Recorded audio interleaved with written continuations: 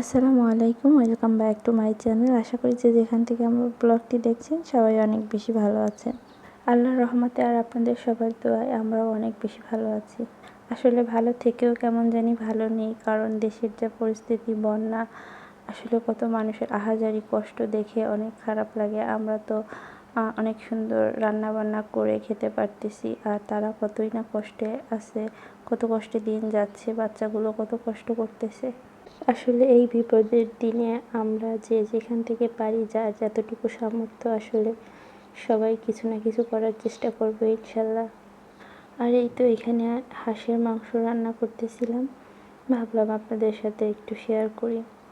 আমি আসলে যেভাবে মাংস রান্না করে থাকি, মানে প্রথমে পেঁয়াজ ভেজে গরম মশলা দিয়ে, তারপরে মাংস ভালো মতো ভেজে, তারপরে সব রকম মশলা দিয়ে, আর যেহেতু এটা হাঁসের মাংস, অনেকক্ষণ ধরে একটু নাড়াচাড়া কষিয়ে তারপরে ঝোলের পানি দিব। 2-3 বার ঝোলের পানি দিয়ে ভালো মতো কষানোর পরে তারপরে ঝোলের পানি দিব।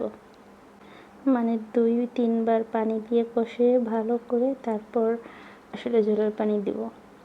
আসলে কোনো কিছুর জন্য কোনো কিছু কখনোই থেমে থাকে না। দুনিয়াতে সব কিছুই আসলে নিয়ম মতো ধারাবাহিকভাবে হয়ে যাচ্ছে। আর এজন্য আসলে দুঃখ প্রকাশ করা ছাড়া আমাদের আর কিছুই করার নেই। আর আল্লাহর কাছে দোয়া করি, আল্লাহ এই বিপদের দিনে যেন সবাইকে আল্লাহ ধৈর্য ধারণ করার ক্ষমতা দেয়, আর এই বিপদ থেকে উদ্ধার করে আমাদের সবাইকে। আর দুঃখ আসবে, দুঃখর পরে সুখ আসবে, এটাই তো নিয়ম, এভাবেই তো চলতেছে জীবন, দুনিয়া, সব কিছুই। যাই হোক, আর এই তো আকাশে এখানেও অনেক মেঘ করে আছে, এখানেও বৃষ্টি হচ্ছে অনেক, সারাদিনই মেঘ, সব জায়গায় আসলে বৃষ্টি হচ্ছে।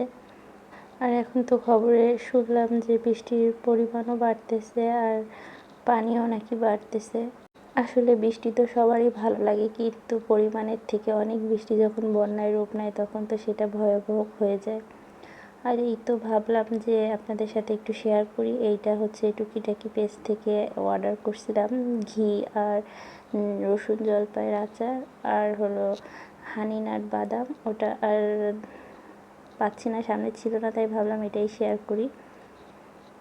আর এই তো এখন অবশেষে ঝোলের পানি দিয়ে দিলাম।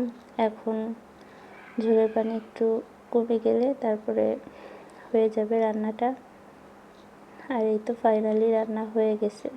আর আলহামদুলিল্লাহ, আল্লাহ যার রিজিকে যে খাবারটা লিখে রাখে তার জন্য আলহামদুলিল্লাহ। আর এই তো এদিকে আমাদের ভাত রান্না হয়ে গেছে, আর ভাবলাম বিকেলবেলা বাবুকে নিয়ে একটু ছাদে আসি।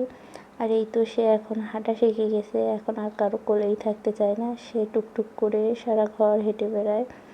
আর এই তো এখন যাচ্ছে গাছ ছেঁড়ার জন্য, সে চারিদিক হাঁটবে আর একটু গাছপাতা যেখানে যা পাবে হাতের ধারে, দুষ্টুমি আসলে। আর আমি ডাকতেছি তাই আমার দিকে আবার একটু তাকাচ্ছে। যাই হোক, আজকের ভিডিওটা এই পর্যন্তই। ভালো লাগলে লাইক, কমেন্ট, শেয়ার করবেন। আসসালামু আলাইকুম।